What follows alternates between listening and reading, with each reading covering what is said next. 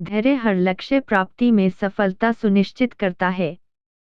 अपनी सेना से बिछुड़कर शिवाजी एक ऐसे स्थान पर जा पहुंचे जहां दूर दूर तक आबादी दिखाई न देती थी। कुछ अंधेरा हो चला था। तभी कुछ दूर पर उन्होंने दीमक का मंद प्रकाश देखा। वे उधर गए और एक झोपड़ी के सम्मुख आ खड़े हुए। एक बुढ़िया बाहर आई और उन अभ्यागत को झोपड़ी के अंदर ले गई। शिवाजी थके होने के साथ साथ भूखे भी थे। बुढ़िया ने यह अनुभव कर लिया।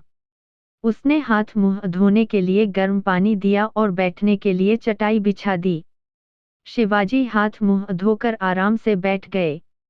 कुछ ही समय पश्चात बुढ़िया ने एक थाली में पकी हुई रोटियां परोसकर उनके सम्मुख रख दी। शिवाजी असहनीय रूप से भूखे थे। तुरंत रोटियों का बड़ा सा कौर भरा। तभी ओमा हाथ छटकने लगे। रोटियां बहुत गर्म थीं।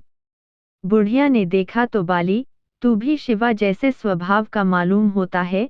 शिवाजी ने पूछा, माता, तूने शिवा से मेरी तुलना किस आधार पर की? बुढ़िया बोली, जिस प्रकार शिवा आसपास के छोटे किले न जीकर बड़े बड़े किले जीतने की उतावली करता है, उसी प्रकार तूने भी किनारे किनारे की ठंडी रोटियों को खाना शुरू न करके बीच में से बड़ा कौर भरकर हाथ जला लिया। बेटा, उतावली से काम बनता नहीं, बिगड़ता है।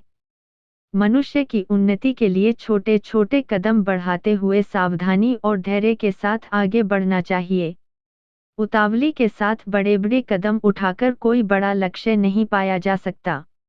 जिस दिन शिवा छोटे छोटे किलों से अपना विजय अभियान प्रारंभ करेगा, उसी दिन से उसे कभी पीछे हटने की आवश्यकता न होगी और एक दिन ऐसा आएगा जब वह अपने मनोनीत लक्ष्य को प्राप्त कर लेगा।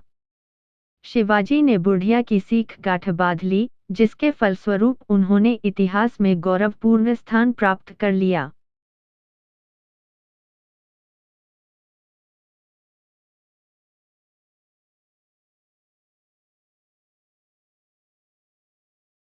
इस कहानी से हमें ये शिक्षा मिलती है कि किसी भी लक्ष्य की प्राप्ति के लिए उतावला न होकर जो धैर्यवान व्यक्ति दृढ़तापूर्वक धीरे धीरे आगे बढ़ते हैं, वे अवश्य सफल होते हैं।